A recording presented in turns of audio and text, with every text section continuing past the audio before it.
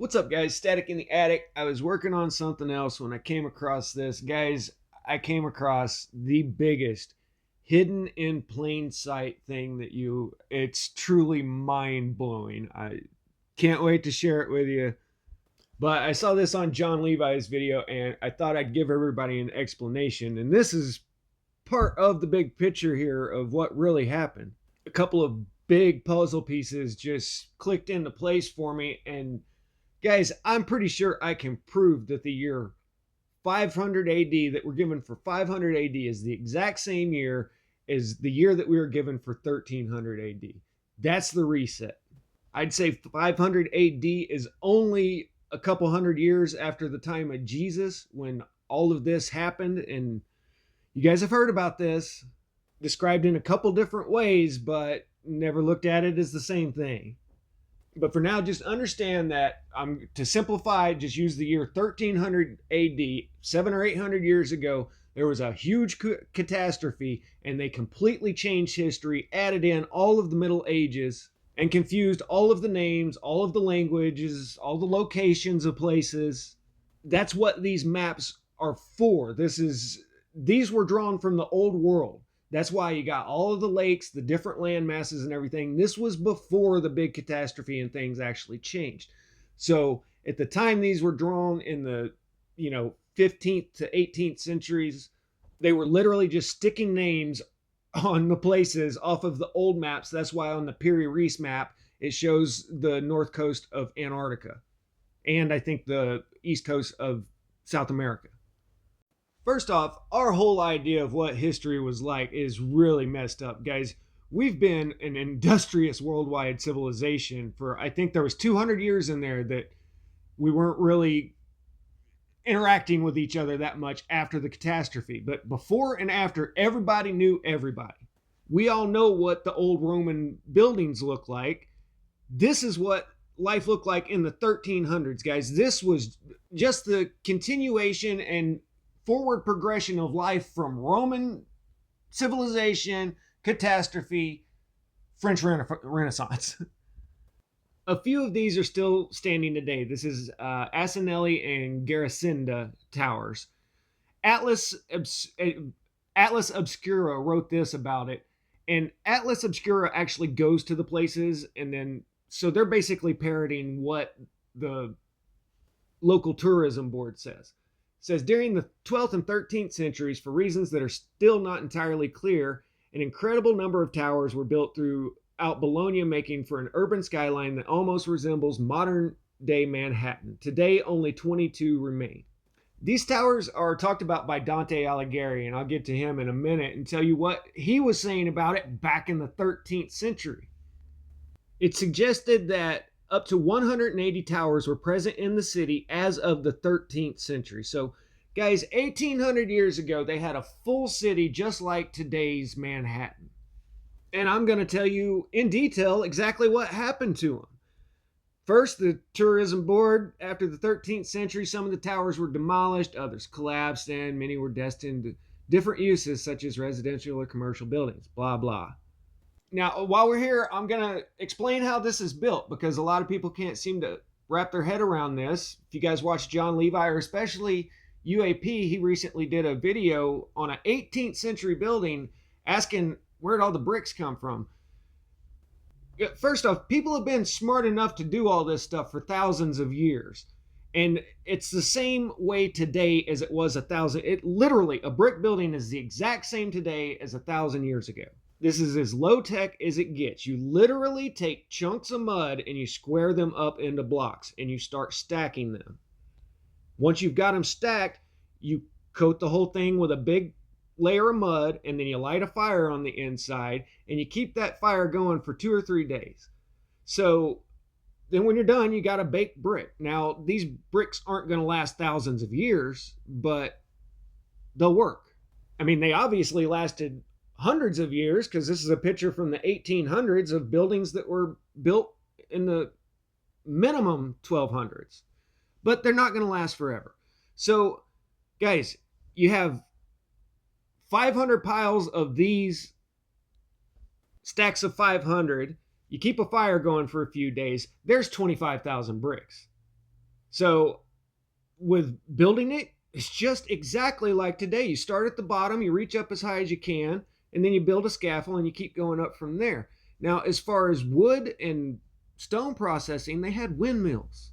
Now, these windmills were mentioned by Pliny and other historians as far back as 1 or 2 AD. So if you take out that time gap of the Middle Ages, then it's just a continuation through. And I don't know if people were thinking these were just cool decorations, but guys, these are the workhorse. This is the original green energy before they had to pay for energy. They were smart enough to get free energy to saw all of their logs and to cut their stones. And it's really anybody's guess how many of these there were back in the 12th century, but by 1750, there were 6,000 to 8,000 windmills in the Netherlands alone. In 1850, there were 9,000 of them. Germany had 18,000 in 1895, and Finland had 20,000. And those are just the wind turbines. There's the water wheel, and water turbines are even older than that, I'm sure. So just like today, you've got a manufacturer over here at the sawmill pumping out boards, and then it was, they probably cut out the middleman. I don't know if a different guy sold the boards like today, but it's the same setup. If you're going to build a house, you go buy the materials from the people that make the materials. I mean, come on. I build houses. I don't go out and chop down the tree and mill it and then crush stone and limestone down into concrete. There's people that do that. So that explains how they got the lumber made to build the scaffold. We covered the brick already. And guys, even to this day in China, they built skyscrapers with bamboo. So if this was something that confused you and now you get it, then go over and tell those other guys on the other channels how this is done and the other people that are confused. Or not. I'm just trying to help people with the truth, to clarify things.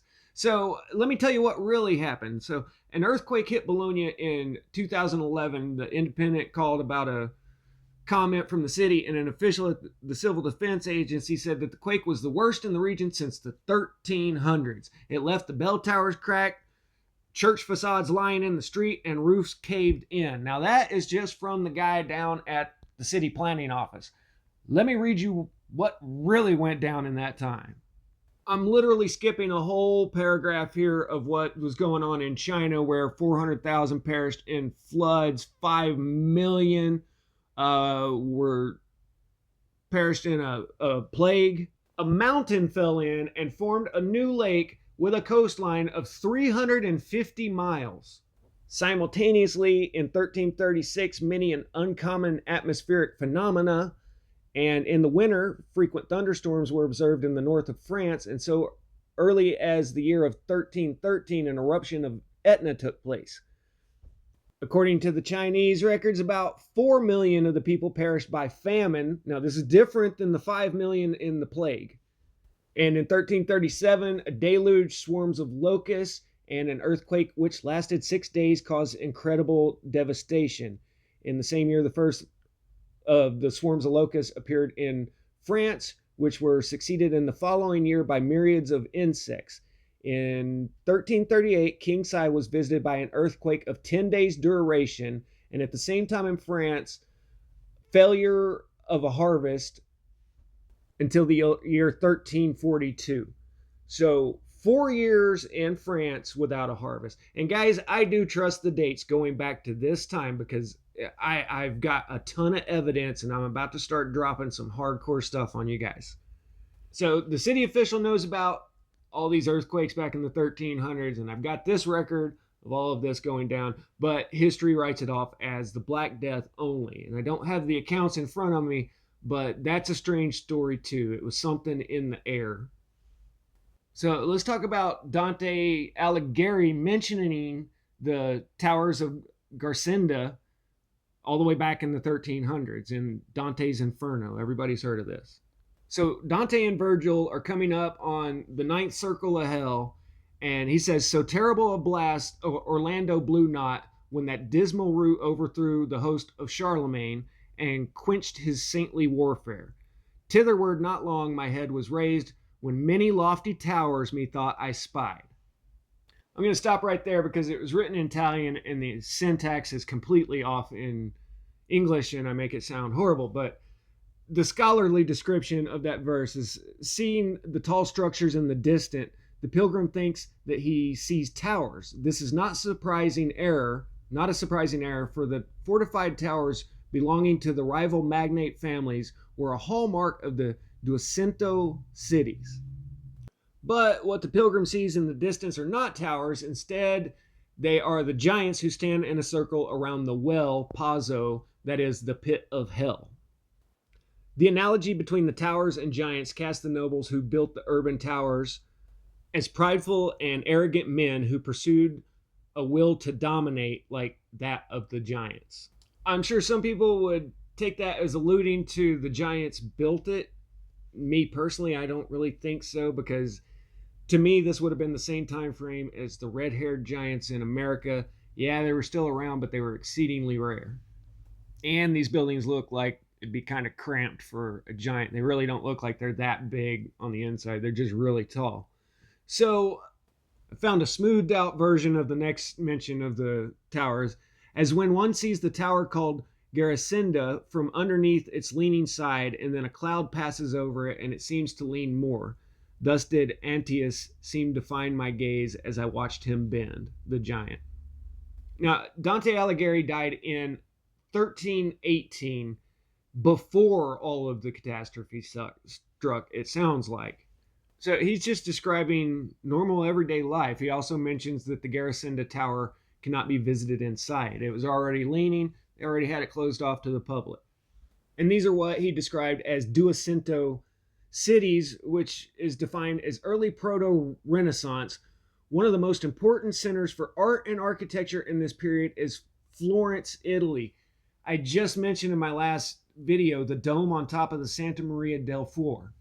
It was exactly the same time period when that church sat without a dome on it for 50 years before Filippo Brunelleschi came along and stared at the Pantheon for a long time, trying to figure out how the old world ancients built all this stuff. So it is a very clear cut reset.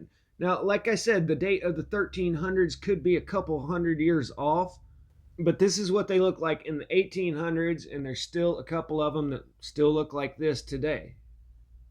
The date may have been much closer to around 1500, like the Columbus time, and they just said that Columbus discovered the New World, when all he really did was went over there to check and see if anybody was still alive and see if they could just come conquer the place.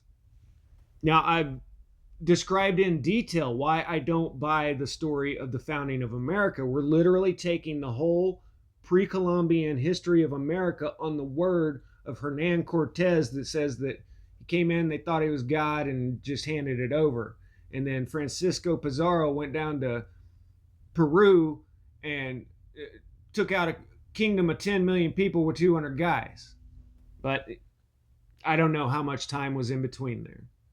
Now, a lot of people can vouch for the fact that I was the one that came on and originally started the idea of the early 1800s in Mudflood. That was me.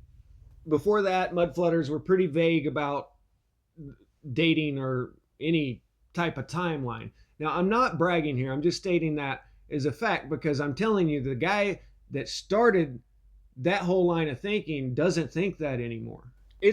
I get it. It's cool to look at all the old pictures and speculate and things, but apply a little common sense and a little research and you're going to get some actual answers. And so I am trying to set people on the right path here if you're looking for the truth. Today's controllers were just starting to gain their power after this reset, and that's what my first video was about, is how the New World Order came to be, but they've had a few more hundred years than I originally suspected. By the year 1812, Mayor Amschel Redshield had already amassed his wealth, placed his 4 or 5 sons in key positions in different cities, and then he died that year. And that was a couple to 300 years after Martin Luther had wrote his book, The Ashkens and Their Lies, referring to Ashkenazi. You can look it up. But by 1812, Napoleon was a champion of these people and had liberated them from the ghettos of Europe. And before that, they weren't allowed to do any more business other than money lending. And since that time, you can see what has happened. They used to build these big, elaborate, magnificent buildings, and now it's as fast and as cheap as you can get it, so it'll fall apart in a few years so that you have to borrow more money to do it all over again. That's the business model. It's all about the money for them. That's it. I got some mind-blowing stuff coming in the next few videos, so stick around. If you're not subscribed, hit it. Hit like. Guys, spread this information because I see a lot of people in the dark on this subject. Static out.